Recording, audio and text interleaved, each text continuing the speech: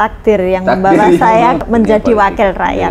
Ya, mudah-mudahan bisa lebih bermanfaat lagi untuk orang banyak. Amin. Dengan makan banyak, minum susu, dan biasanya Kak sama dokternya dikasih obat untuk merangsang supaya biar ASI-nya keluar, itu ada vitamin. Oke.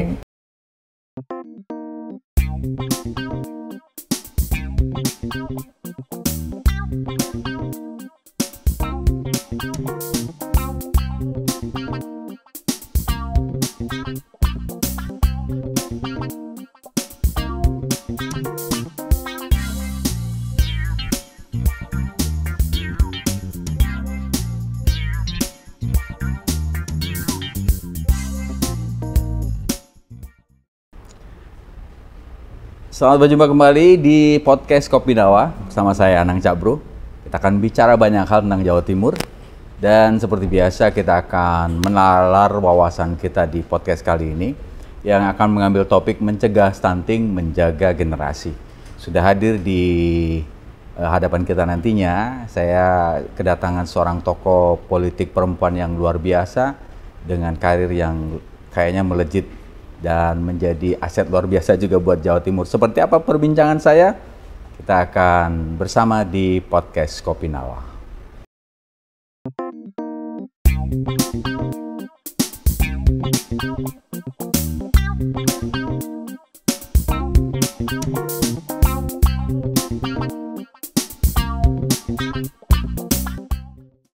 Jawa Timur adalah provinsi yang luar biasa. Dari segala given atau pemberian dari Tuhan kepada kita, ini boleh dikatakan kita harus bersyukur ada di Jawa Timur.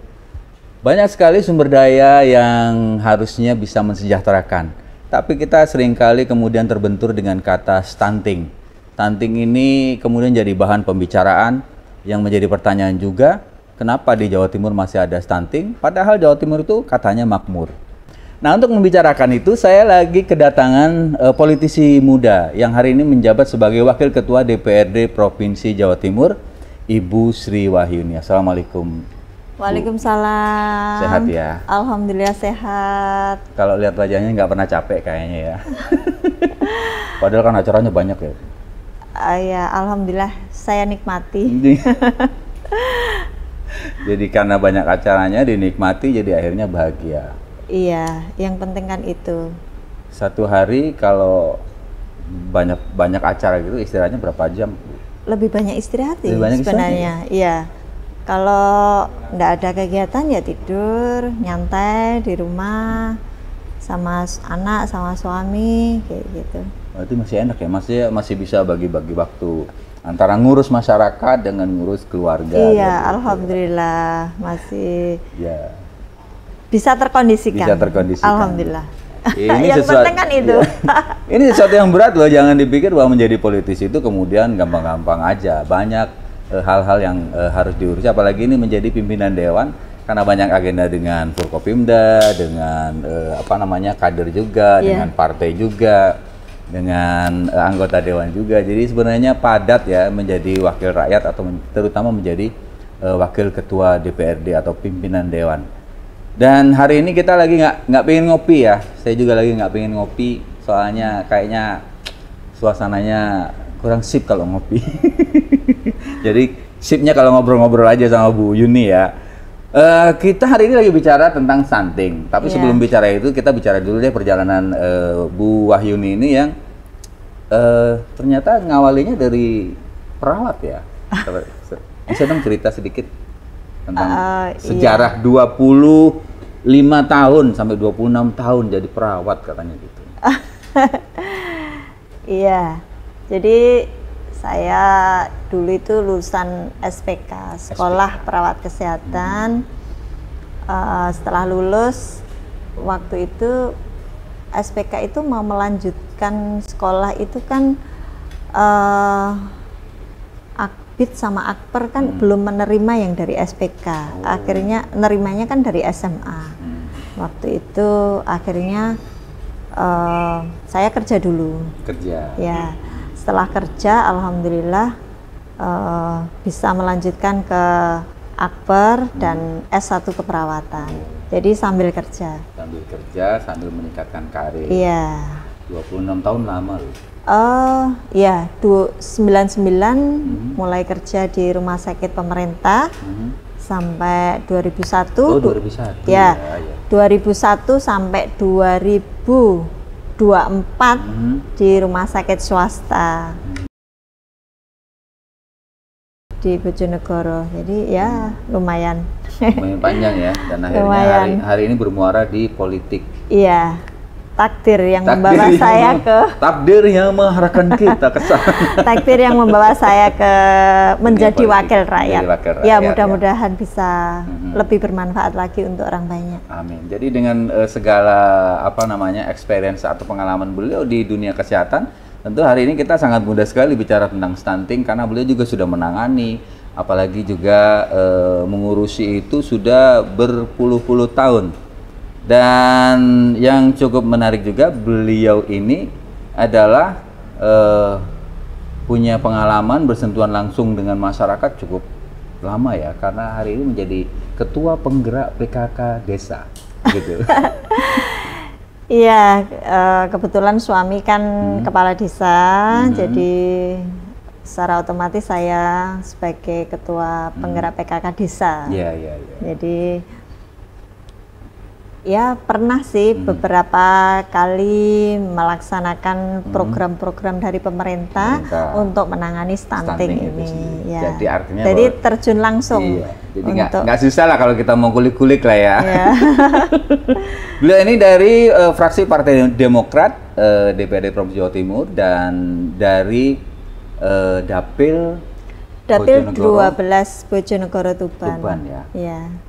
Bojonegoro Tuban. Kalau Bojonegoro sih kayaknya ini wilayah yang cukup cukup subur, makmur. Alhamdulillah. PAD-nya tinggi karena ada minyak di situ. Iya. Jadi tidak susah juga. Berarti stunting di situ gimana kondisinya?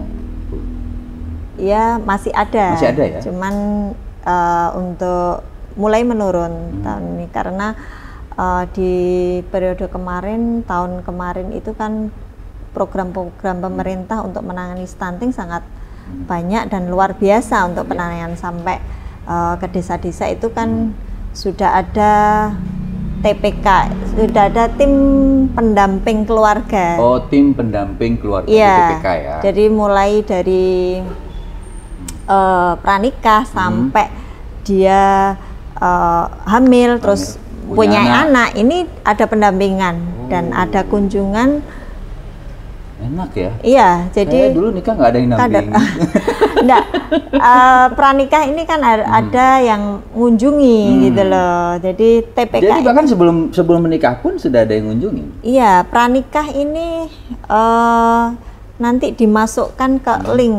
Gitu. Dimasukkan ini usia pranikah, nanti hamil juga akan kontrolnya juga didata ya. Pendataan. By name, by address-nya lebih betul. Oke, kalau sudah seperti itu makanya berarti tepat data terkait stunting dan lain sebagainya sudah ngeling karena kita yang di desa-desa itu sudah ada langsung laporan. Oke. Nah, tentu kita sering kali dengar stunting kan begitu. Yeah. Banyak yang nggak tahu juga nih sebenarnya stunting itu apa. Oh iya. Boleh dong mungkin secara global stunting itu seperti apa sih? Iya. Untuk stunting itu sendiri sebenarnya kondisi gagal tumbuh pada balita, ya, gagal tumbuh. Jadi tidak hanya mungkin badannya yang kurus, tapi tinggi badannya juga berpengaruh karena faktor kurang gizi yang dalam jangka waktu yang lama. Biasanya ini 1000 hari pertama dia dalam kehidupan, jadi mulai dari ibu hamil sampai anak usia 2 tahun ini mungkin asupan nutrisinya yang kurang, makanya dia mengalami stunting. Stunting itu sendiri. Ya.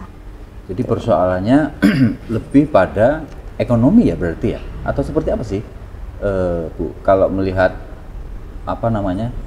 kenapa ada stunting seperti itu? Iya.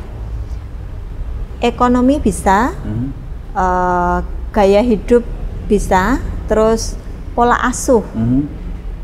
Gaya hidup itu maksudnya gimana? Kadang ibu-ibu sekarang, ibu muda sekarang mungkin awal dia menikah langsung punya hamil ya, punya sering makan makanan yang tanpa sayur frozen kayak gitu ya. Lebih praktis karena lebih praktis dia yang cepat saji seperti itu. Nah itu mungkin yang asupan nutrisinya untuk sayur, untuk kebutuhan gizinya kan kurang.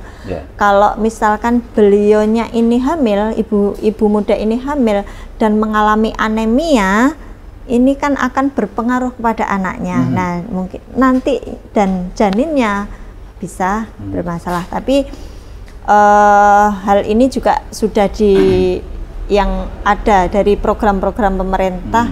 Jadi ada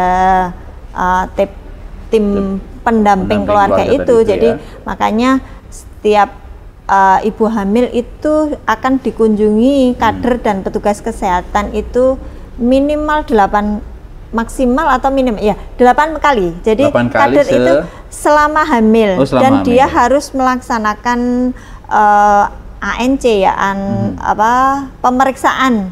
Saat pemeriksaan kehamilan itu bisa di Ponkesdes, bisa di Puskesmas, itu minimal. Tapi bukannya gaya hidup seperti lagi disukai sama warga, terutama di desa itu kan kayaknya kalau makan yang kayak gitu itu keren gitu ya.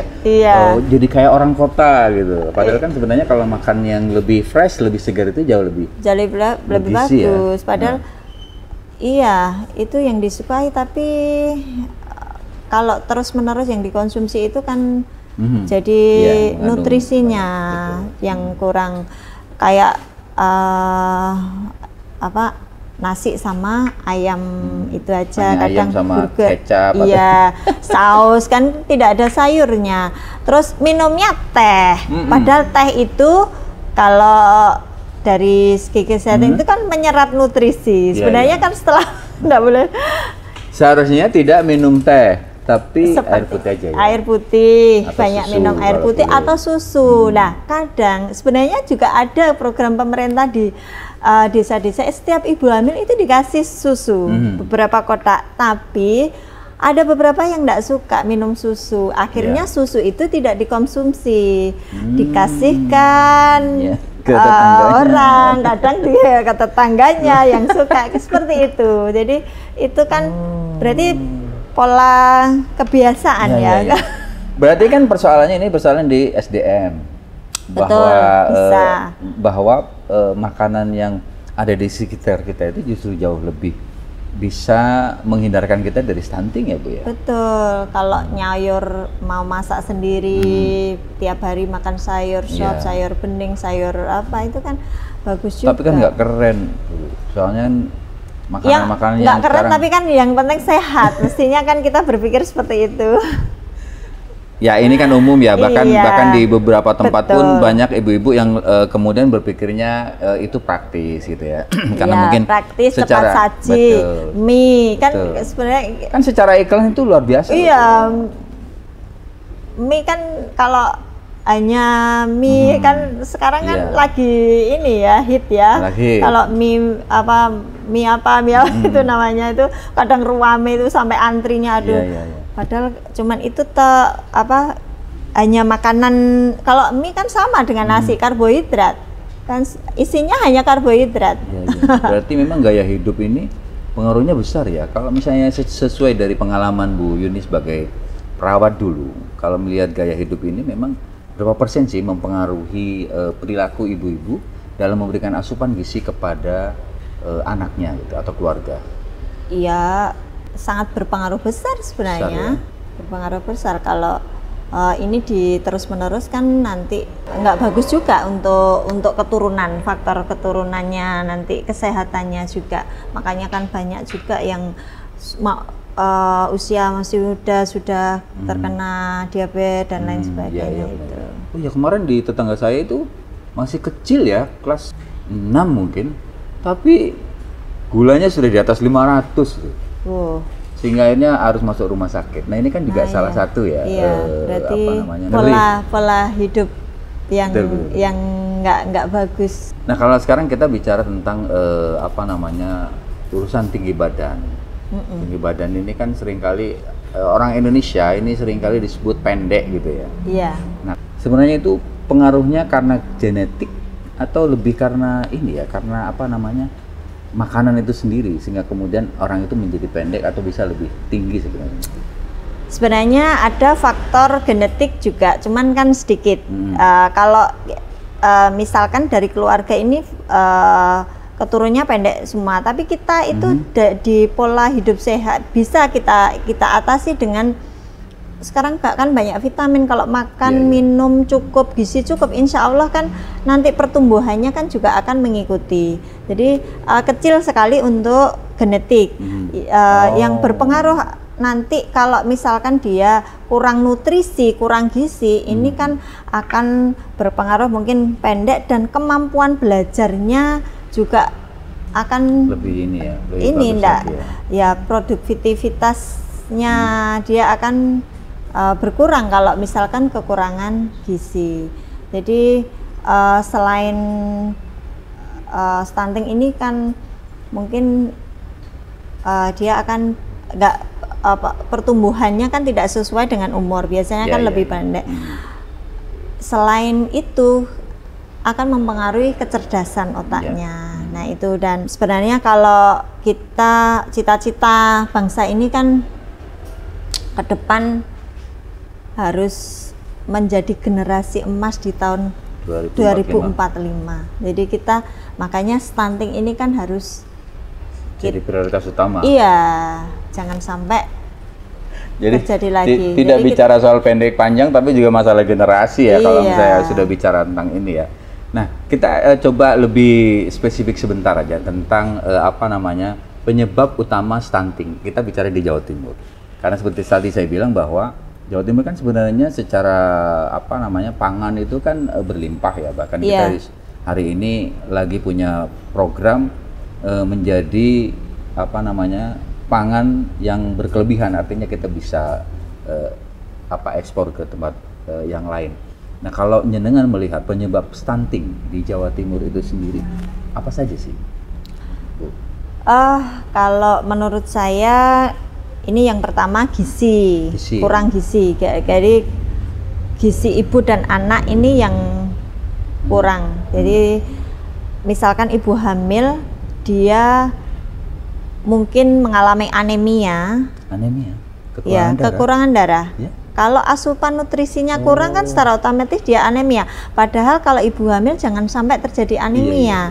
Nanti akan terjadi berpengaruh pada janinnya.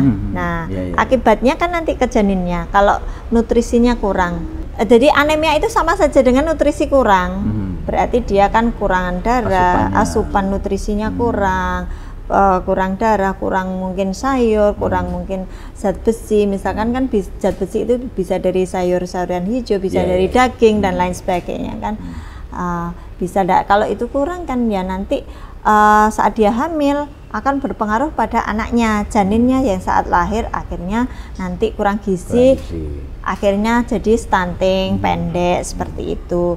Apalagi saat melahirkan anak ini tidak kasih ASI eksklusif. Ya? Nah, sebentar, ASI eksklusif itu seperti apa? Apa namanya pemahamannya? Saya agak ASI eksklusif itu jadi ASI yang diberikan kepada bayi 0 sampai 6 bulan. 0 sampai 6 bulan itu full air susu ibu saja yang diberikan, karena anak-anak ini berhak mendapatkan itu. Nah, ada kadang ibu itu saat dia melahirkan anak pertama, mungkin air susunya enggak keluar. Dia enggak sabar kalau bayinya ini rewel, bayinya ini nangis, dipikirkan belum minum susu. Karena ASI-nya belum keluar, sebenarnya enggak keluar, jangan berputus asa untuk enggak. Jadi kalau belum keluar, dia enggak sabar, akhirnya diberikan susu formula. Lah ini yang berakibat nanti ya kurang bagus pada janinnya. Sebenarnya bayi itu tanpa diberikan susu selama 2 kali 24 jam ini tidak masalah, karena lambungnya kan masih kecil.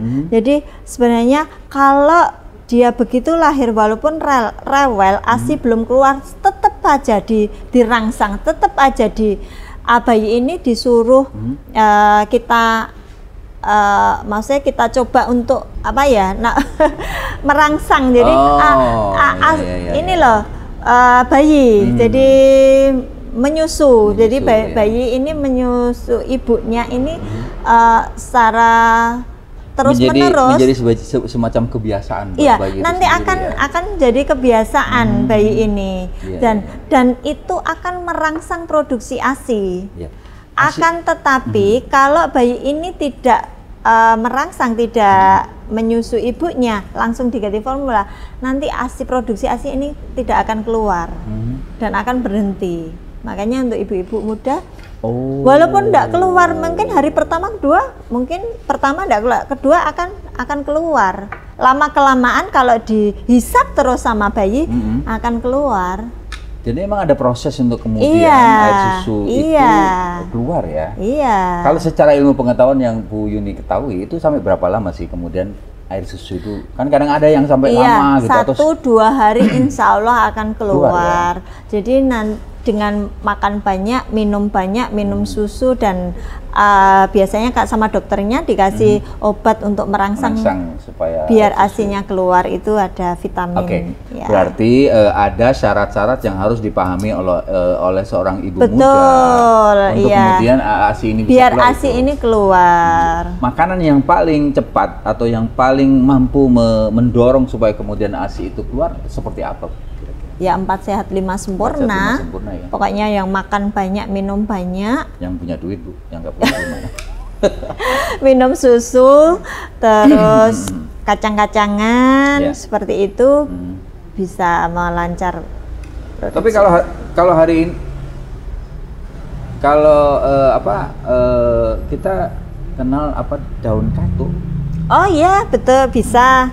Itu kan daun katuk bisa di sayur, bisa di blender, diminum, atau bentuk kapsul juga sudah ada. Artinya bahwa sebenarnya di sekitar kita ada ya? Ada. Nah, itu. Tapi kan persoalannya sekarang ya tadi gaya hidup yang tadi disampaikan Nyenengan kan juga kadang-kadang berpengaruh, orang jadi nggak sabar. Betul. Pengennya instan gitu. Pengennya cepet, anaknya biar nggak nangis, nggak rewel, langsung dikasih formula. Lah ini kalau sudah terlanjur dikasih formula ini terus akhirnya kan tidak hisapan bayi itu merangsang air susu ibu. Jadi bukan berarti kemudian ketika bayi nangis itu kemudian kalau dalam bahasa Jawa dibujuki dengan sesuatu yang lain kemudian sebagai diam, padahal itu sesuatu yang justru nggak bagus ya? Nggak bagus. Hisap terus aja, dicoba terus aja.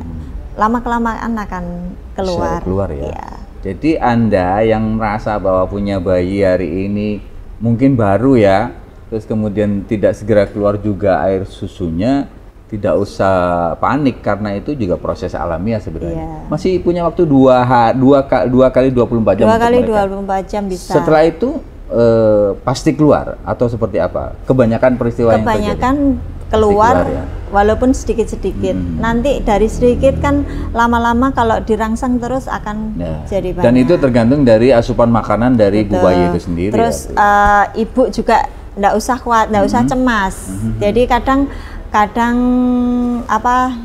tingkat kecemasan ibu juga mempengaruhi.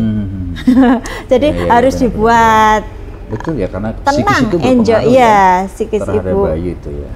Betul. Kalau dulu itu rumah sakit dulu itu bidannya kan kadang galak-galak, sering memarahi, kok harus ASI ini. Tapi kalau sekarang kan enggak ada bidan perawat galak, itu enggak ada. Kalau ada nanti rumah sakitnya yang enggak laku. Jadi sekarang edukasinya itu dengan lembut, dengan ini.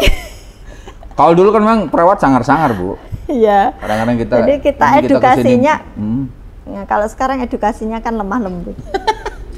Mudah-mudahan saja ini tetap bisa dipahami bahwa memang melayani orang itu sesuatu yang butuh kesabaran. Dan kalau perawatnya sendiri juga sabar, biasanya pasien juga akan datang ke sana nyaman gitu ya. Betul. Nah, soal ini juga penyebab dari itu tadi, yang selain gizi itu, dan asupan makanan sendiri apa lagi? Pola asuh. Pola asuh. Pola asuh yang pola asuh ibu mungkin ya yang kurang kurang bagus. Jadi akibatnya kan anak ini menjadi kurang gizi, kurang nutrisi. Jadi sebenarnya anak-anak itu kan mau makan atau tidak mau makan ini itu kan tergantung kebiasaan ibu. Ya, betul. Jadi anak itu kan dia itu menerima. Jadi sebenarnya kita yang harus sebagai orang tua yang harus membiasakan. Nggak boleh kita anak ini dikasih ini nggak mau. Kita nggak usah nuruti anak karena harusnya kita sebagai orang tua yang harus memberikan pembelajaran pada anak bagaimana anak ini terbiasa makan teratur. Kalau anak ini kita biasakan makan teratur pagi, siang, sore atau malam, ini kita biasakan secara teratur, insya Allah anak ini akan menjadi terbiasa dan disiplin nantinya. Begitu dia nanti lapar, dia akan minta.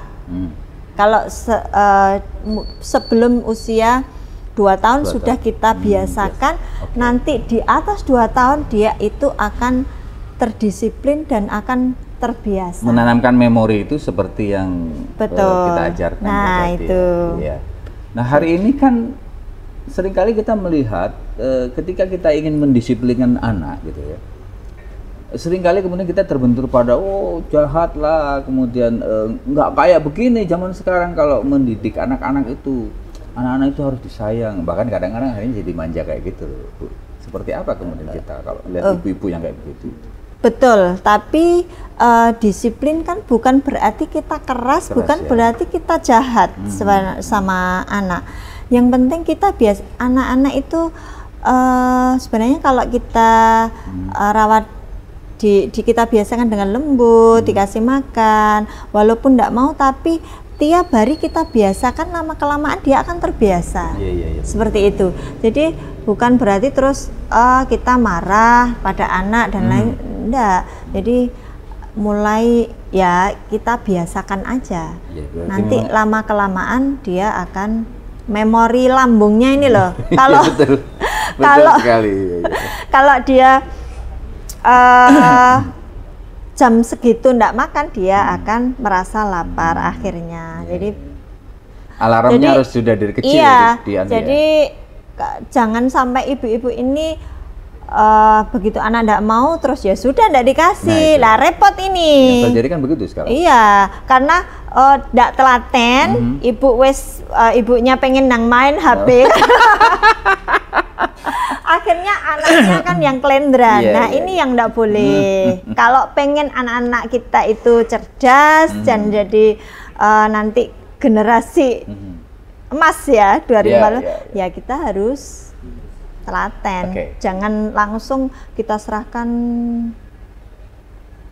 kadang kalau enggak telaten harus disediakan pembantu. Nah itu. Tapi kan itu juga menjadi sebuah kenyataan yang tidak bisa kita hindari ya Bu ya. Apalagi hari ini kita nanti akan bicara tentang data nih, tapi sebelum ke data, hari ini banyak orang mengatakan begini, kalau cuma suaminya yang kerja gitu ya, nggak cukup. Akhirnya kemudian istrinya atau ibu ini harus kerja.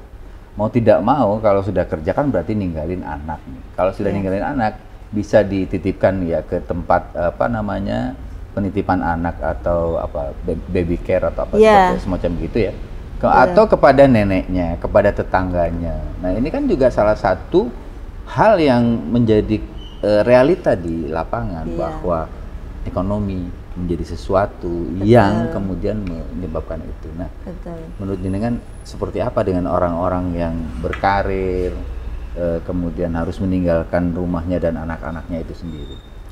Sebenarnya pengalaman saya, kita memang tidak melarang ibu-ibu itu berkarir karena membantu suami. Saya juga dulu membantu sama, tapi tergantung kita bisa membagi waktu saja. Membagi waktu. Jadi pengalaman saya walaupun pekerja kadang berangkat pagi pulang sore, waktu di rumah sakit itu kan masih bisa kan membuatkan makanan anak, terus memberikan makan itu kan habis subuh Baru itu berangkat. kita sudah sudah ini menbuatkan ya. makan, menyiapkan dan lain sebagainya. Nanti kan jam 7 itu kan sudah kita siap berangkat. Ya. Nah, Capek di juga ya. samping itu kan kita juga mungkin ada beberapa ibu yang punya ART ya. Nah, itu kan bisa membantu, tapi kan yang penting kan bisa dikontrol dan diawasi. Seperti itu. Jadi pembekalan terhadap mereka-mereka yang kemudian menangani anak kita di rumah ketika walaupun bekerja. toh mungkin yang tidak punya ART dititipkan di tempat penitipan. Kan sekarang banyak tempat penitipan anak itu, balita itu kan biasanya makannya kan dari bawa bekal sendiri. Ada yang dari sana. Kalau misalkan kita masih ada waktu untuk membawakan bekal untuk anak, kan kita bawakan aja. Seperti itu. Jadi ini memang masalah ekonomi juga ya, apa yang menjadi bahasan selama ini, kenapa stunting itu masih ada, ya salah satunya tentu ekonomi dan juga mungkin SDM ibu juga. SDM yang harus kita pahamkan terkait bagaimana kalau kita punya anak itu jangan sampai kekurangan nutrisi itu bagaimana. Kadang sekarang ibu-ibu itu kalau sudah pegang HP sudah lupa segalanya. Yang diingat bagaimana bergerak untuk TikTok gitu seperti itu. Terus kumpul-kumpul sama itu yang ya ini menjadi catatan lah buat para ibu-ibu di rumah ya, bahwa harusnya nomor satu itu anak dulu, kalau sudah selesai keluarga. baru Betul. Oke, kita bicara tentang data nih Bu. Kalau yang terjadi sekarang ini seperti apa sih di Jawa Timur?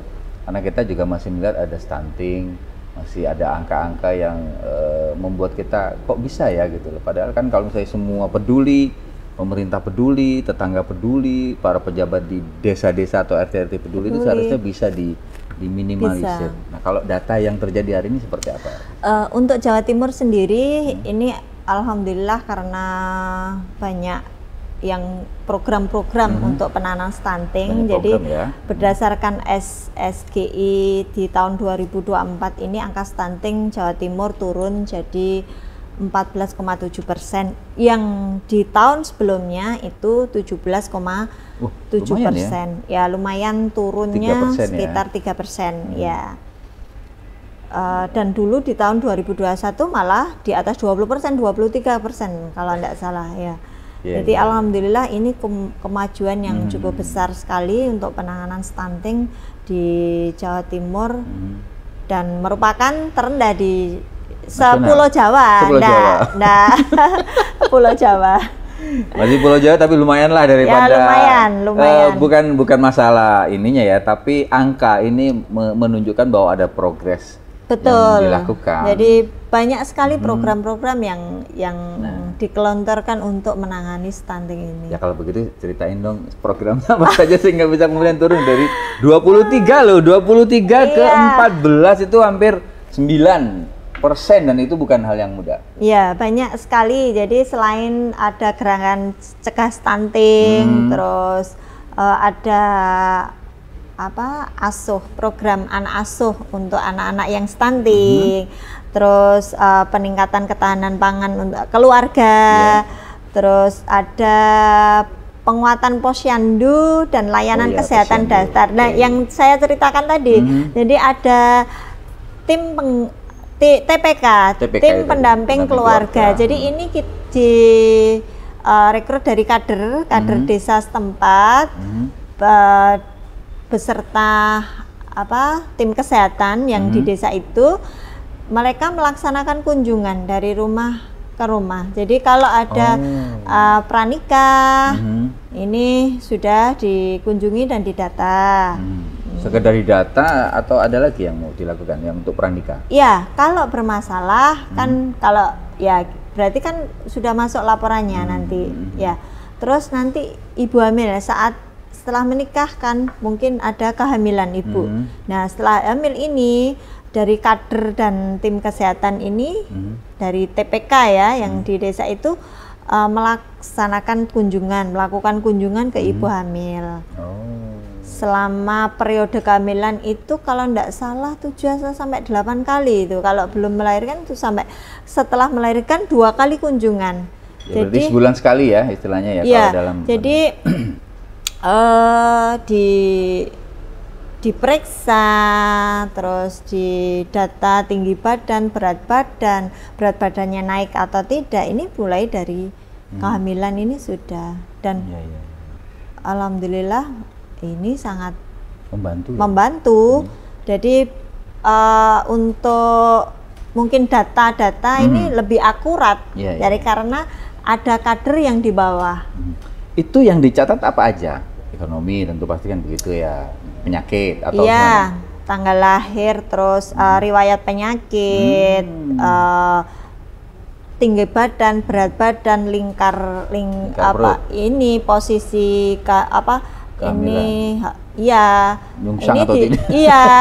Jadi lingkar lengan. Iya. Oh. Jadi itu kan ada ininya ya, ada di panduannya ya. Iya. Jadi bawa timbangan, bawa metlin, terus bawa tensi. Kalau alat pengukur tekanan darah itu.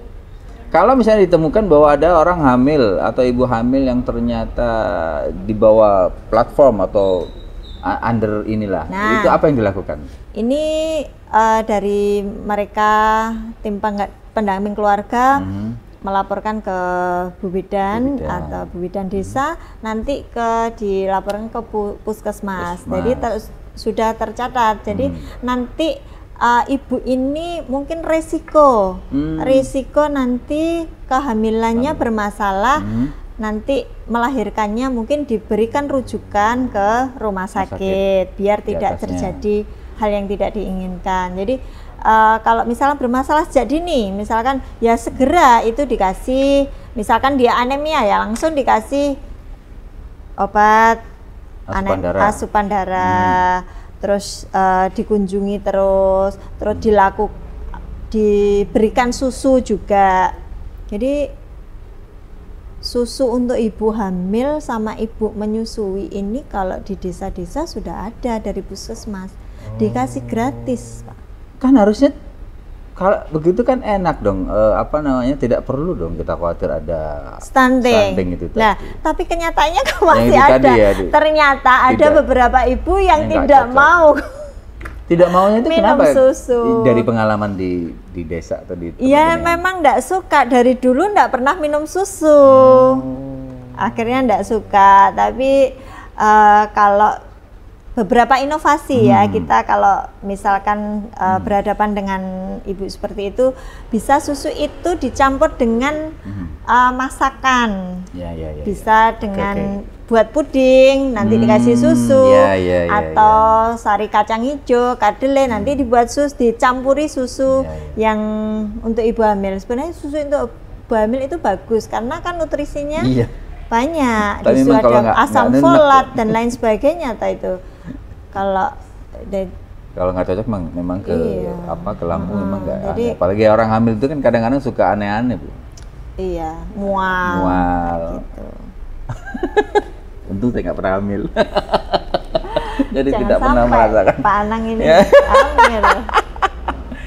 Ya, kita tentu kalau sudah begini bicara anggaran ya, Bu, karena ini kan pendekatannya memang harus menyeluruh, tidak hanya urusan dinas kesehatan saja, karena tadi ada pemeriksaan mungkin oleh infrastruktur dari puskesmas, tapi ketika kemudian bicara tentang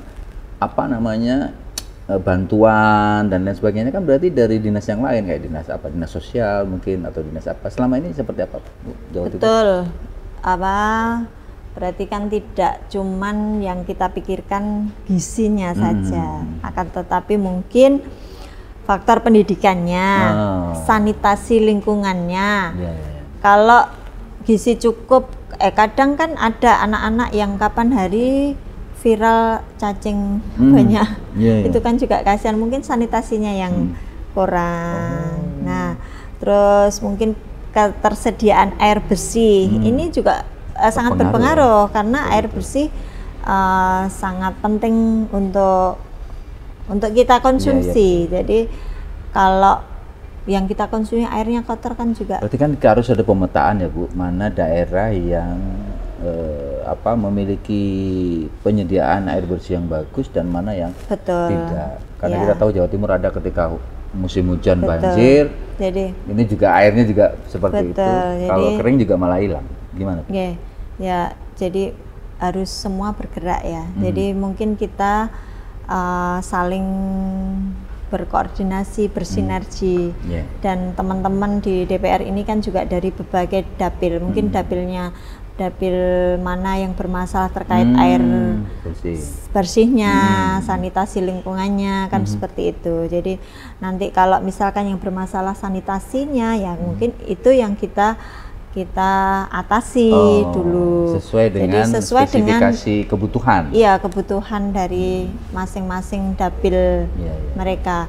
Dan mereka tiap tahun kan juga lewat reses ya, jaring aspirasi masyarakat itu kan bisa menggali dari situ kan bisa nanti kita usulkan di. Ya, kalau melihat infrastrukturnya kan sebenarnya sudah Sudah luar biasa bagus, ya, pendataan ada. Oh ya.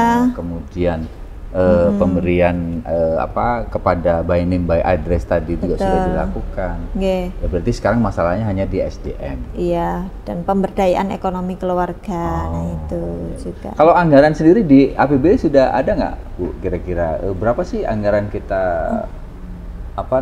untuk mencegah stunting ini? Itu masuk di apa, dinas apa? Banyak dinas untuk stunting ini? Atau Dinas hanya di kesehatan ada, aja? dinas kesehatan ada, dinas sosial ya ada kan pemberdayaan ini. Kalau tapi yang banyak untuk terkait stunting itu yang saya tahu dari kesehatan, karena dari dinas kesehatan ini kan ke puskesmas, ke desa-desa. Jadi termasuk susu untuk ibu hamil, susu untuk ibu menyusui itu dari puskesmas.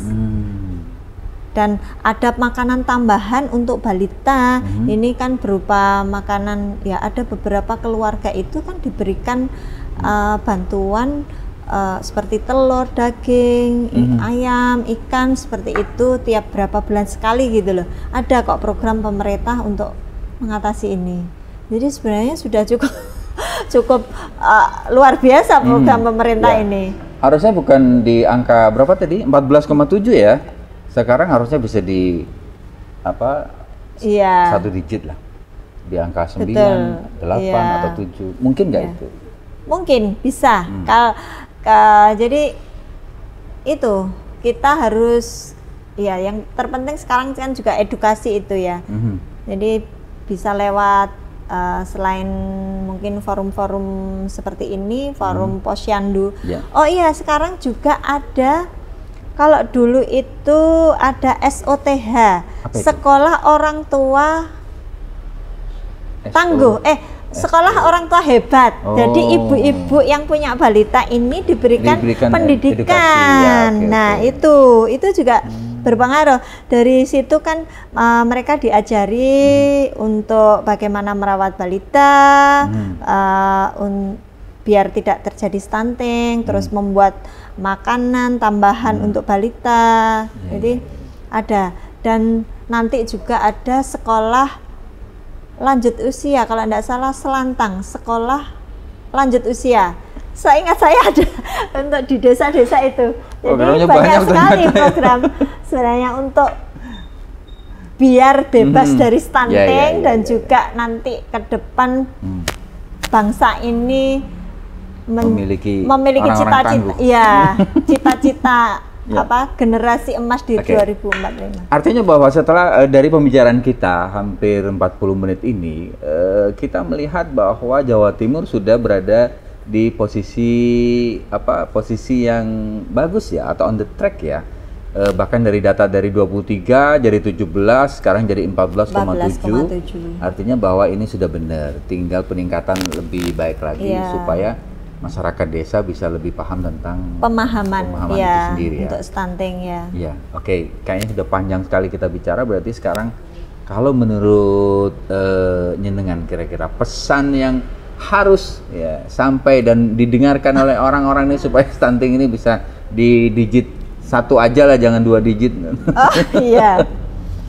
Ya, pesan untuk masyarakat terutama Jawa Timur, mungkin mari kita mulai dari diri kita sendiri, dari keluarga sendiri. Jadi dari hal yang kecil, insya Allah nanti kan bisa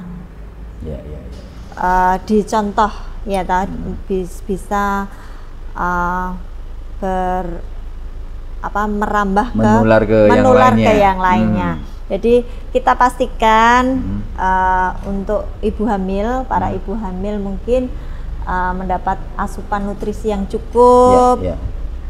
Jadi jangan sampai terjadi anemia, jangan sampai ibu hamil ini asupan nutrisinya kurang. Kalau mau suka susu ya sering tiap hari diusahakan minum susu dan periksa kehamilan secara rutin bisa di puskesmas, bisa di instansi kesehatan lain, misalnya klinik dan lain sebagainya.